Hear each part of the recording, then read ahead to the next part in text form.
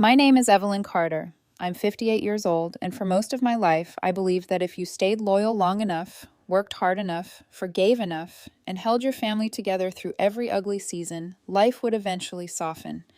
I thought that was what Daniel and I had earned. We had been married for 32 years. We had 2 grown children, a paid-off house, and solid retirement accounts. It wasn't a flashy life, but it was a good one. Stable, safe, built over decades. I used to think that kind of life was a blessing. Daniel used to think so too. At 55, he hit that strange age where some men settle more deeply into themselves and others start panicking because the mirror doesn't lie anymore. In Daniel's case, the panic arrived in the form of a gym membership. He said he wanted to get healthy. His knees felt stiff. He was tired of feeling older than he was. I supported him. I helped him compare gyms, smiled through the ridiculous membership cost, and ignored how quickly workout clothes started showing up in expensive shopping bags. Then came the new language: macros, recovery, mobility, core activation. Then came the selfies. Then came the woman. Her name was Vanessa Hale, 35, long blonde hair, perfect teeth, and the kind of smile that looked designed for social media. She had one of those carefully curated online lives filled with filtered sunlight, gym photos, and captions about discipline, feminine power, and refusing to settle. Daniel talked about her the way people talk about someone who has already begun changing them from the inside. Vanessa really understands mindset. Vanessa says most people age because they give up. Vanessa thinks I've got incredible potential. Potential for what? I wanted to ask. A sponsorship deal? A discount code? A second adolescence? I met her once at a gym family event. Once was enough. She smiled at me with polished warmth, but there was something patronizing beneath it. "You must be Evelyn," she said, extending a manicured hand. "Daniel talks about how supportive you are. That's rare." Supportive. Like I was some useful background figure in his reinvention story. Daniel hovered around her that whole afternoon like a teenage boy pretending not to be impressed. He laughed too hard at her jokes, stood straighter when she was near him, and let her correct his posture while I stood 5 feet away holding paper cups of lemonade and 32 years of marriage. I noticed it then, even if I didn't fully name it. Not just attraction, contempt. Because once a person starts resenting the life they built, they usually start resenting the person who built it with them. At first, the changes were subtle. Daniel started coming home later, always with some explanation about extra sessions, nutrition workshops, recovery classes, or training seminars. He became protective of his phone. He started using words like stagnant and uninspired when talking about perfectly ordinary things. Our dinners, our weekends, our routines. One Wednesday evening, I was in the kitchen making salmon, roasted potatoes, and green beans when he walked in, smelling like body wash that definitely hadn't come from our shower. He dropped his gym bag and looked around the kitchen as if he'd stepped into a museum exhibit called The Life I've Outgrown.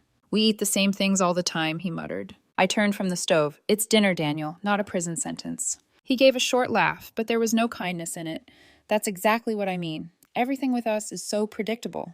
There it was, not an argument, a diagnosis. I should have realized then that he wasn't talking about food. 3 months later, he sat me down after dinner. I remember every detail because betrayal sharpens a room. The overhead light caught the edge of his glass. He was wearing a fitted black shirt I had never seen before. His hair had been trimmed too carefully for an ordinary weeknight. He looked nervous, but not guilty.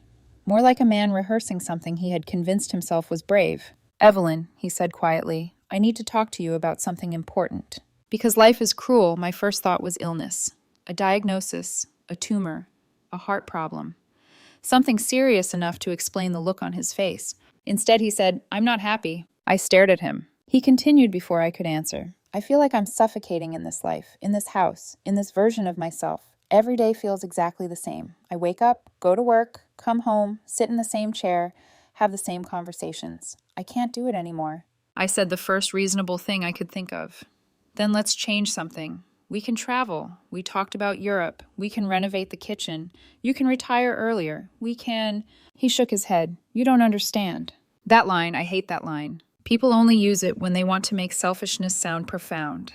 "What don't I understand?" I asked. He inhaled slowly, then said it. "I'm leaving. Vanessa and I are together." No dramatic music, no shattered glass, no scream, just silence. For a second, I thought I had misheard him. "Vanessa," I repeated. He nodded. I looked at the man I had built a life with and felt the world shift under me.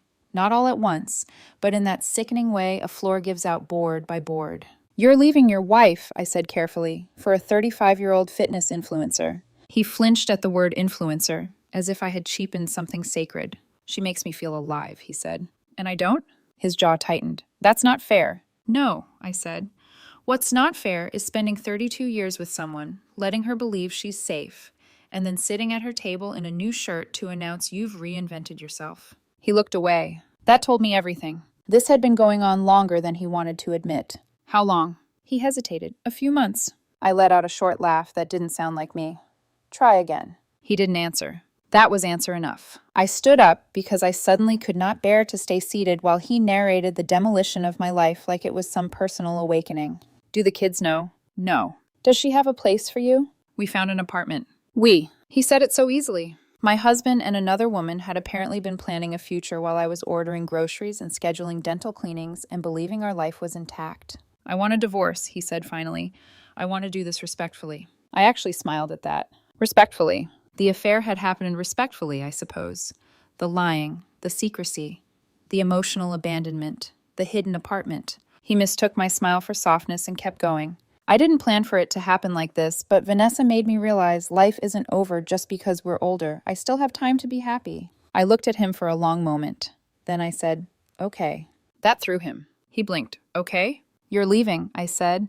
"You've already decided. You've already planned it. So yes, okay, go." He stared at me as if I had skipped pages in a script he thought he controlled. "That's it?" he asked. "That's all you have to say?" I folded my arms. "What exactly were you hoping for, Daniel? Tears? Begging? A speech about destiny? You're choosing a woman who sells self-worth in captions. I genuinely don't know what to add." His face hardened. Calm refusal denied him the drama he needed to justify what he was doing. "You're making this ugly." "No," I said softly. "You already did that. I'm just refusing to perform in it." He left that night. Not the next morning. Not after a long talk. That night. He took 2 suitcases, his supplements, half the clothes from the closet, and the expression of a man who thought freedom would smell better than guilt once he got outside. I stood in the doorway and watched him walk to his car under the porch light. He didn't look back until he opened the driver's door. For one suspended second, I thought maybe he would come to his senses. Maybe he would see the house, the years, the woman who had stayed, and finally feel the weight of what he was doing. Instead, he said, "I hope someday you understand." I almost laughed again, but all I said was, "I hope someday you do." Then he drove away. The house was so quiet afterward it felt staged, like someone had removed a central piece of furniture and left the outline behind. I stood in the kitchen until the salmon went cold. Then I sat alone at the table where he had ended our marriage and listened to the refrigerator hum while something inside me changed shape. I didn't cry right away. That's the part people never tell you. Sometimes grief doesn't begin as tears. Sometimes it begins as clarity. And somewhere beneath the shock, the humiliation, and the ache of being discarded by a man who had grown bored with stability, one cold thought settled into place. If Daniel thought the hardest part of this story was walking out that front door, he had no idea what was waiting on the other side of it. Daniel thought leaving was the hardest part. He was wrong. The real unraveling started 2 weeks later when the divorce papers arrived. Not cautiously, not respectfully, fast, aggressive, calculated. I sat at the same kitchen table, now too big and too quiet, opened the envelope, and realized something almost laughable. He hadn't just left me. He expected to profit from it. Half the house, half my retirement accounts, spousal support, a neatly structured financial continuation of the life he had just walked away from, as if betrayal came with a subscription plan he could cancel emotionally but keep financially. I read the demand letter twice just to make sure I wasn't misunderstanding it. Then I called a lawyer. Her name was Janet Miller, and within 10 minutes of hearing my situation, she said the first thing that truly shifted the ground beneath the story. Did he admit to the affair? I thought about the dinner table, his words, Vanessa's name spoken in my house like it belonged there. "Yes," I said. "He told me directly, and he's posting about her publicly." There was a pause on the other end. Then Janet chuckled. Not kindly, not cruelly, just knowingly. "Well," she said, "that makes this simpler than he thinks." That was the first moment I realized something Daniel hadn't. This wasn't just emotional. It was legal. And in our state, choices like his came with consequences he clearly hadn't researched between filtered selfies and motivational captions. Meanwhile, Daniel was busy performing his new life. I didn't have to imagine it. He documented everything. Morning workouts with Vanessa, matching gym outfits, smoothie bowls arranged under perfect lighting, long captions about courage, authenticity, and refusing to settle for mediocrity. One post in particular made my daughter call me furious. It was a photo of the two of them at sunrise, Vanessa's hand resting on his chest, both of them smiling like actors in a commercial. Caption: It's never too late to choose happiness. My daughter didn't even say hello when I answered. Mom, what is wrong with him? I leaned back in my chair. Good morning to you too. Have you seen his page? She snapped. He introduced her to me like she's his partner. She's barely older than me. It's disgusting. There it was, not just betrayal, embarrassment. He's going through something, I said calmly. Yeah, she replied. It's called a midlife crisis. My son was less emotional, more precise. He's going to crash, he said later that day. Just let him. I didn't respond right away because part of me still remembered the man he used to be. But another part, quieter and colder, had already started to accept that the man they were talking about wasn't the one I had married. That man had already left. The entitlement started small. A text. Evelyn, I need some temporary support while things get sorted. I stared at the message for a long time. Not because I didn't understand it, because I did. Perfectly. He had chosen independence. He just hadn't budgeted for it. I didn't reply. Another message followed an hour later. Don't be like this. We were married for 32 years. Past tense. That mattered more than he seemed to realize. I forwarded everything to Janet. Her response came quickly. Do not engage directly. Let him talk. It only helps us. So I let him talk. And Daniel talked. He called the bank trying to access accounts I had already separated. He sent longer messages, less composed now. You're being petty. I have rights. You can't just cut me off like this. That one almost made me smile, because he had already removed himself from that life. He just didn't like how permanent it felt when I stopped cushioning the fall. A week later, he called. Not a text, not an email, a call. I almost didn't answer, but curiosity got the better of me. Evelyn, he said, voice tight, you removed me from the joint account. Yes, I need access to that money. For what? A pause. Then, expenses. Vanessa doesn't cover those? Silence. Then irritation. That's not the point. It is exactly the point, I said quietly. You left this marriage for a different life. That life comes with different responsibilities. You're being cruel. No, I said, I'm being consistent. He hung up. But the pattern had already been set. Daniel wanted freedom, just not the kind that came without a safety net. 6 weeks in, the cracks started to show more clearly. Not because Daniel told me, because someone else did. Her name was Lena, and she messaged me out of nowhere one evening. I think you should know something about Vanessa. I almost ignored it. Almost. But something about the timing made me open the message. Screenshots followed. Conversations. Dates. Overlapping timelines. Vanessa wasn't exclusive. Not with Daniel. Not with anyone. She had been juggling attention, promises, and money from multiple men, maintaining just enough intimacy to keep each one invested. Daniel wasn't special. He was convenient. I didn't feel satisfaction reading it. Just a strange, quiet confirmation. The fantasy wasn't merely unstable. It had never been real. I sent everything to Janet. She responded with one sentence. This is useful. Meanwhile, Daniel doubled down online. Another post, another caption. Something about cutting toxic ties and choosing a partner who truly sees you. The comments were starting to shift. Not openly hostile yet, but skeptical. People weren't as blind as he hoped. Then came the moment everything tilted. Health insurance. Daniel had been on my corporate plan for years. Comprehensive coverage, low deductibles, full support. He assumed, without asking, that it would continue. It didn't. At the next eligible window, following legal separation guidelines, I removed him. Legally, cleanly, completely. 2 days later, my phone rang. I answered. Big mistake. You removed me? His voice was louder than I had ever heard it. Yes, I have an appointment tomorrow. I need that coverage. That sounds like something you should have considered. I can't afford private insurance right now. Then you should look into your options. Evelyn, be reasonable. I am. His breathing turned sharp. This is vindictive. That one almost made me laugh. You left, I said calmly.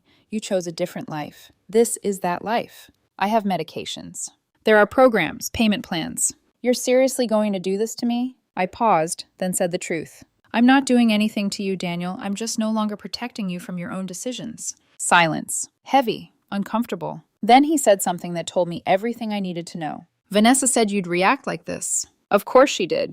People like her always need a villain, and it's easier to blame the past than admit the present is unstable. Then maybe Vanessa should help you figure it out, I replied. He hung up again. But this time it felt different. Less controlled. More desperate. That night, I sat in the living room where we used to watch television together without thinking twice about tomorrow. Now tomorrow looked very different. Not worse. Just clearer. Daniel thought he had stepped into a better life. But piece by piece, that life was starting to show its seams. And for the first time since he walked out, I realized something important. He wasn't moving forward. He was unraveling. He just hadn't faced the full impact yet. By the third month, Daniel's new life stopped looking like freedom and started looking like maintenance. Expensive maintenance. Constant maintenance. The kind of life that only works if nobody looks too closely at it. From the outside, he was still performing. Gym posts. Motivational captions, smiling photos with Vanessa angled just right so everything looked effortless. But the cracks were no longer subtle. They were everywhere if you knew where to look. And I knew where to look. Because people started bringing the truth to me. Not always out of kindness. Sometimes out of curiosity. Sometimes disbelief. Sometimes quiet solidarity. It started with a message from a neighbor. Hey, I didn't want to get involved, but I saw Daniel downtown last night. He wasn't with Vanessa. Different woman. I stared at the message, then set my phone down. I didn't feel shocked, just confirmed. Because when a relationship begins in betrayal, it usually ends there too. A few days later, another message came in. This one from someone I didn't know. Hi, I think you should see this. More screenshots. Different names. Different conversations. Same pattern. Vanessa wasn't just playing Daniel. She was running a system. Flirting. Promising. Positioning herself as inspiration, opportunity, connection. Just enough intimacy to keep multiple men emotionally invested and financially useful. Daniel wasn't her partner. He was her current project. I forwarded everything to Janet again. Her reply came back almost instantly. Keep documenting. This strengthens your position. That was Janet. Never emotional. She didn't need to be. Reality was already doing the work for her. Meanwhile, Daniel was unraveling in slow motion. The first sign wasn't public. It was private. A message. Evelyn, can we talk? No accusations, no demands, just a shift in tone. I didn't respond. Another message came later that night. I think there's been a misunderstanding about some things. I read it twice, then set the phone down again. Because that sentence told me everything. He wasn't apologizing. He was adjusting his narrative, trying to rewrite the story without admitting he had been wrong. The next morning, his social media told a completely different story. A photo of him and Vanessa at some rooftop bar, city lights behind them, her hand on his chest again. Caption: ignore the noise. Stay focused on your purpose. I almost admired the consistency. Public confidence. Private panic. He was splitting himself in two and hoping no one noticed. But people were noticing. The comments had shifted now. Not openly hostile yet, but sharper. Didn't you just get divorced? That escalated fast. Hope this works out better than the last situation. Polite doubt. The beginning of social erosion. And Daniel felt it. Because 2 days later, he called again. I didn't answer. He left a voicemail. Evelyn, I need to talk to you about something important. I deleted it, not out of anger, out of clarity. Whatever was happening in his life now no longer required my participation. But reality has a way of forcing contact when people run out of options. And Daniel was running out. The next update didn't come from him. It came from someone else at the gym. Apparently, Vanessa had started showing up less. Then not at all. Then only occasionally, and usually with someone new. A different man. Younger than Daniel. More aligned with her image. The whispers spread fast because places like that thrive on perception. And Daniel's perception was slipping. He tried to compensate. More posts, more captions, more forced confidence. But there was strain in it now. A desperation that hadn't been there before. Like he was trying to convince himself more than anyone else. Then came the financial shift. I saw it first in the legal documents. Requests. Adjustments. Delays. Daniel's demands in the divorce negotiations started changing. Subtly at first, then more obviously. Less aggressive, more flexible. Janet pointed it out during one of our meetings. He's losing leverage, she said simply. Why? I asked. She looked at me over her glasses. Because his situation isn't as stable as he claimed. Of course it wasn't. Stability doesn't come from adrenaline. It comes from structure. And Daniel had traded structure for excitement. Now he was discovering what excitement costs when it isn't backed by anything real. The final shift came late one evening. A longer message this time. More honest than anything he had sent before. Evelyn, I made some decisions too quickly. I think I got caught up in something that wasn't what I thought it was. I'm not saying I want to come back. I'm just saying, things aren't how they seemed. I read it slowly. Every word.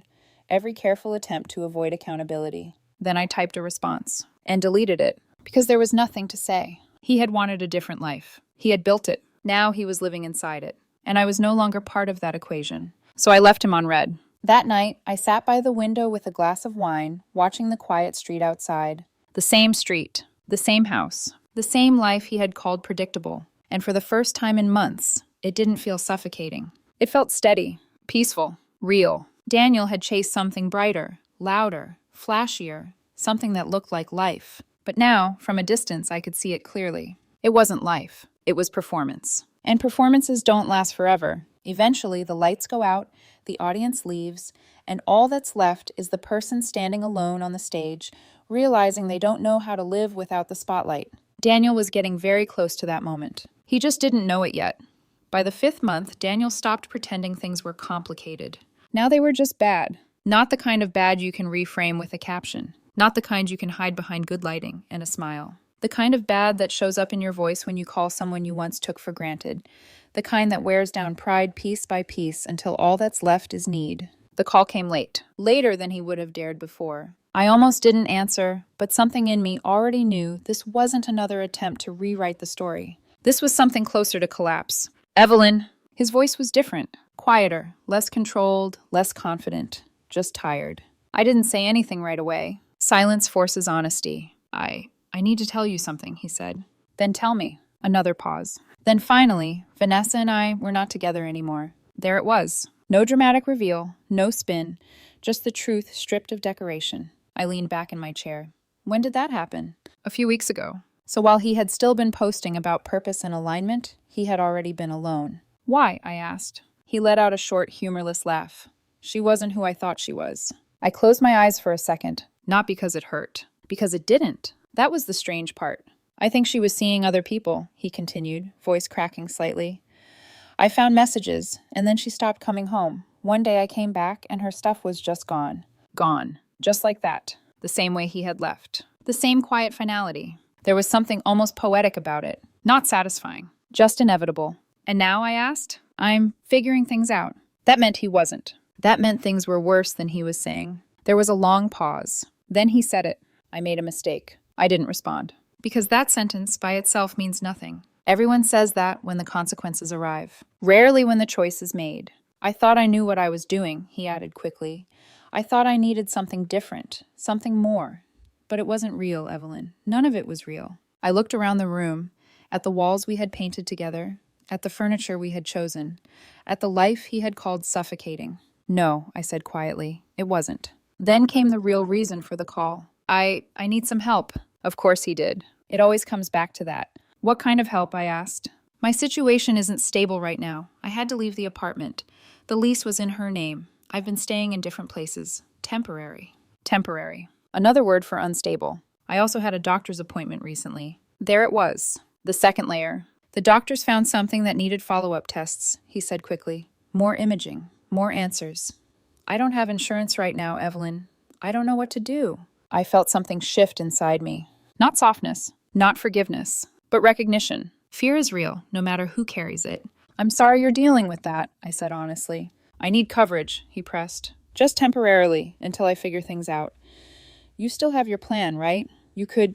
No. I said it before he could finish. Clear, firm, final. Silence. Heavy silence. You're really going to do this? He asked quietly. I'm not doing anything to you, I said. You left. You chose your life. This is that life. I could be sick, and I hope you're not, I replied. I genuinely do, but that doesn't change reality. His breathing grew uneven. I'm scared, Evelyn. That word, scared. For a second, I saw him the way I used to. Not as the man who walked out, but as the man who once held my hand in waiting rooms. Who once stayed up all night when one of our children had a fever. Who once believed we were on the same side of life. Then I remembered something else. He had walked away from that version of himself. Not me. Him. There are programs, I said calmly. Clinics. Payment plans. You have options. I had better options, he snapped. And you're choosing not to help me. No, I said quietly. You gave up those options. The silence that followed was different. Not angry. Not defensive. Just empty. Then, softer. Is there any chance we could talk in person? I hesitated. Not because I didn't know the answer, but because I understood what this moment meant. Not reconciliation. Closure. Fine, I said. Come by tomorrow, during the day. Thank you, he said quickly. He hung up before I could respond. The next day he showed up exactly on time. That alone told me how far things had fallen. Daniel had never been a man who arrived early. Now he was 10 minutes ahead, waiting. When I opened the door, I almost didn't recognize him. Not physically, but in presence. The confidence was gone, the posture, the performance. He looked smaller, tired, like someone who had been holding something up for too long and had finally let it drop. "Evelyn," he said. I stepped aside to let him in, and that was when everything changed. Because he wasn't the only one in the house anymore. "Daniel," I said calmly, closing the door behind him, "there's someone I'd like you to meet." He frowned slightly. Then I turned and called out, "Michael!" A moment later, Michael Bennett walked into the room. 56, steady, composed, wearing a simple button-down and the kind of quiet confidence that doesn't need to announce itself. Daniel froze, actually froze. His eyes moved from Michael to me and back again. "What is this?" he asked slowly. I met his gaze. "This is my husband." The word landed like a shockwave. We got married 2 weeks ago," I said calmly. Absolute silence. Daniel stared at me, as if the ground had just disappeared beneath him. "You got married?" "Yes." "So fast?" I tilted my head slightly. "You left me for someone else, Daniel. Did you expect me to stay exactly where you left me?" His mouth opened, then closed again. Michael stepped forward, calm and polite. "Nice to meet you," he said. "I've heard a lot about you." Not cruel, not mocking, just factual. And somehow that made it worse. Daniel turned back to me, panic visible in his eyes. This isn't right." "No," I said quietly.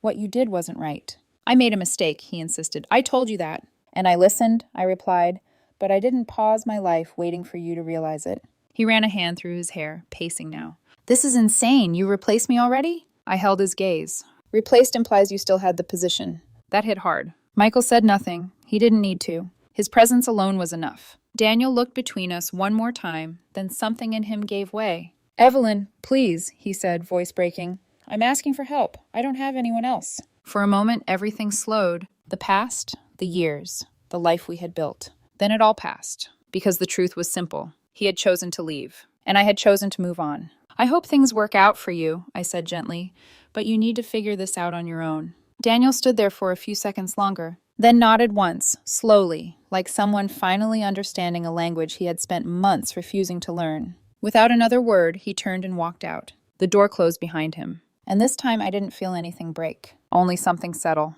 Because the man who had walked out months ago chasing excitement had just walked away again. Only now, there was nothing left for him to come back to. I thought that would be the end of it. I was wrong. Because some people don't accept consequences quietly. They try to reshape the story until it protects them again. And when that fails, they damage everything around them on the way out. It started 3 days after Daniel left my house. A post. Long, emotional, strategic. I didn't see it first. My daughter sent it to me with one message. "Mom, you need to read this." I opened the screenshot. Daniel's profile picture sat at the top in black and white, carefully chosen to make him look reflective, wounded, dignified. Then the caption. "Sometimes the people you give everything to will abandon you when you need them most. After decades of loyalty, support, and sacrifice, I'm facing one of the hardest moments of my life, and the person I thought would stand by me has turned her back completely." I stopped reading for a second, not because it hurt, because it was almost impressive. The way he rearranged truth into something nearly unrecognizable. I kept going. "I'm dealing with serious health concerns, financial instability, and the aftermath of a situation that wasn't what it seemed. But instead of compassion, I was met with coldness, replaced, discarded, like I never mattered." Replaced. There it was again, that word he could not let go of. Further down. "Men are always expected to be strong, to provide, to endure. But when we fall, no one is there. I just hope people remember that behind every story, there are two sides." Two sides. Not the one where he walked out. Not the one where he chose someone else. Not the one where he dismantled his own life. Just this version. The comments came fast. At first, sympathetic. "I'm so sorry you're going through this. Stay strong. People can be heartless." Then reality caught up. One comment. Then another. Then 10. "Didn't you leave your wife for someone else? Weren't you posting pictures with your girlfriend last month? Wait, you're the one who cheated, right?" And just like that, the narrative cracked. My favorite comment came from his own cousin. "Daniel, you're 55, not 25. Take responsibility." I exhaled slowly. Not satisfaction, just inevitability. The post was gone within hours. Deleted. But screenshots don't disappear, and neither do impressions. That was when the calls started. Not from him, from his family. His brother-in-law tried first. "Hey, I think this has gone far enough," he said carefully. "He's in a bad place. You could help stabilize things." "I didn't destabilize them," I replied. "He did." A pause. Then, softer. "He made a mistake." "Yes," I said, "and now he's living with it." Next came his sister. She didn't call. She showed up at my house, or tried to, because I wasn't there anymore. I had moved, quietly, completely, forward. She called me instead. "Why didn't you tell anyone you moved?" "Because it wasn't their business." "He went by your old place." "I'm sure he did." "You're making this harder than it needs to be." I almost smiled. "No," I said. "I'm making it exactly as hard as it is." Then came the part that surprised me. The kids. Not because they got involved, because of how they got involved. Daniel must have thought they would defend him, pressure me, try to patch things up. He underestimated them. My daughter called him first. I didn't hear the conversation directly, but she told me enough. "I told him to stop," she said. "I told him he doesn't get to play victim after what he did." "And?" I asked. "He didn't like that." "I'm sure he didn't." My son was even more direct. "Tell him to stop contacting you," he said. "If he shows up again, call me." That was when I knew something had shifted permanently, not just between me and Daniel, but between Daniel and the life he thought he could return to. It wasn't waiting for him anymore. Then he crossed another line. He started showing up where he shouldn't have. Not in a dramatic movie way, not obvious, but enough. He followed Michael once, from a distance, parked across the street from a yoga studio Michael and I sometimes went to together. Sat there, watching. Michael noticed. Of course he did. He wasn't the kind of man who missed things like that. Instead of ignoring it, he walked over. Calm, direct, no hesitation. Daniel later told me about it. He said Michael stood at the car window and knocked once. No anger, no raised voice, just presence. When Daniel rolled the window down, Michael said, "This isn't a good look for you." That was it. Not a threat, not a warning, just truth. Daniel didn't go back after that. Because some things you can spin, and some things you can't. The financial collapse came next. Quietly at first, then all at once. The car he had leased was gone. Repossessed. The apartment was gone too. He couldn't keep up. His temporary arrangements became less temporary and more humiliating. Friends stopped offering couches. Opportunities stopped appearing. Because instability isn't attractive for long, even to the people who pretend to admire chaos. Then came the final piece. The health scare. The one he had used as leverage. The one he had wrapped in urgency and sympathy. He finally went to a clinic, got the tests, waited for the results. Benign. A cyst. Harmless. Treatable. Not life-threatening. Relief followed by something harder. Because by then, he had already told people he was fighting something serious.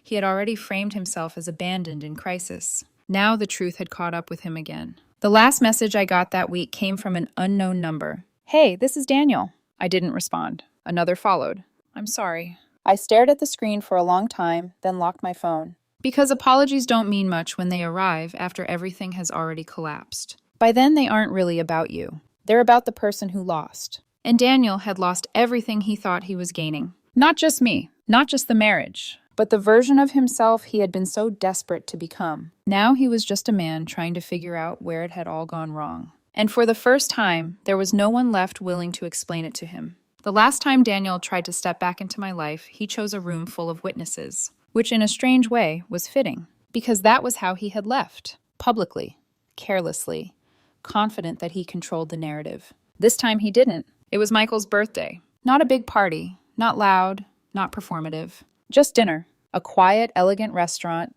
soft lighting, close friends, both our children there. The kind of evening that didn't need to prove anything to anyone. Peaceful. That was the word Daniel never understood. Peaceful doesn't mean empty. It means settled. We were halfway through dinner when I saw him standing near the entrance. Too still, too focused, like someone rehearsing courage he didn't really have. For a second, I thought he might turn around, that some part of him would recognize this wasn't his place anymore. He didn't. He walked straight toward our table. Conversation slowed, then stopped, because people feel tension before they understand it. "Evelyn," he said. Not loud, but loud enough. Every head at the table turned. Michael didn't move. He just looked at Daniel the way you look at something you already understand. I set my glass down slowly. "Daniel," I said. Neutral. No warmth, no hostility, just acknowledgement. "I need to talk to you," he said. "Now's not a good time. It's important. It's always important when you show up uninvited." A flicker of irritation crossed his face, then desperation pushed it aside. We were married for 32 years, he said, louder now. That has to mean something. There it was. Not apology. Not accountability. History used as leverage. I held his gaze. It did mean something, I said calmly, past tense. A shift moved through the room. People weren't just watching anymore. They were understanding. Daniel looked around the table then. At our children. At Michael. At the life he no longer belonged to. Something in his expression cracked. I made a mistake, he said again. I admitted that. My daughter stood up. Not slowly. Not carefully. Decisively. Dad, you need to leave, she said. That landed like glass against the table. Daniel blinked. What? You heard me, she said, voice steady. You don't get to show up here and do this. I'm your father. And you left our family for someone younger than me, she replied. You don't get to act like the victim now. Silence. Heavy, uncomfortable, final. My son didn't stand. He didn't need to. Maybe focus on fixing your life, he said calmly, instead of interrupting ours. That was it. No yelling, no chaos, just truth. Daniel looked at me then. One last attempt. Evelyn, please. And for a moment, time slowed. 32 years. Memories. Versions of him that no longer existed. All of it passed through me like a shadow, then disappeared. Because the man standing in front of me wasn't the man I had built a life with. He was the result of every choice that came after. You need to leave, I said quietly. Not cruel. Not cold. Just done. That was when the manager approached. Professional. Polite. Firm. Sir, I'm going to have to ask you to step away from the table. Daniel let out a short laugh. Seriously? I'm family. The manager glanced at the table, at the discomfort, at the silence, then back at him. Not tonight, sir. That landed harder than anything else because it wasn't emotional. It was factual. Daniel stood there for another second, then another, waiting for something to change, for someone to soften, for the past to reassert itself. It didn't, so he left. Again. But this time, there was no illusion left to carry with him. No fantasy waiting on the other side. Just consequences. The aftermath came quietly. No dramatic explosion, no final speech that changed everything. Just reality. Daniel took 2 retail jobs with unstable hours. He moved into a small studio apartment in a part of town he used to avoid. His social media went private. The last public post was some quote about rising from ashes, the consequences of his own choices. Vanessa was gone, of course. Moved on to someone else. Someone newer. Someone who hadn't learned the lesson yet. The children reduced contact. Not out of anger. Out of exhaustion. Because some relationships don't break in one moment. They wear down until there's nothing left to hold. Michael and I stayed steady. No dramatic declarations. No performance. Just a life that worked. We planned a trip to Greece, not to escape, to enjoy. Because peace gives you that option. Daniel reached out a few more times from different numbers. Can we talk? I need help. I'm sorry. I didn't respond. Not out of cruelty. Out of closure. Because the truth is, he didn't lose everything. He traded it. For something that looked better in the moment. Louder. Newer. More exciting. And when it collapsed, he realized too late what he had given up. As for me, I'm still living the life he called predictable. The same kind of mornings. The same kind of evenings. The same quiet stability. Only now it feels different. Because it's chosen, not assumed. And that changes everything. People ask me sometimes if I feel bad for him. If I regret not helping more. If I ever think about what could have been. I don't. Because he had everything. A family. A home. A future. And he walked away from it chasing something that was never real. Actions have consequences. He made his. I made mine. The difference is mine didn't require destroying everything to understand their value. And now, I have peace. He has perspective. And somehow, only one of those feels like a life worth living.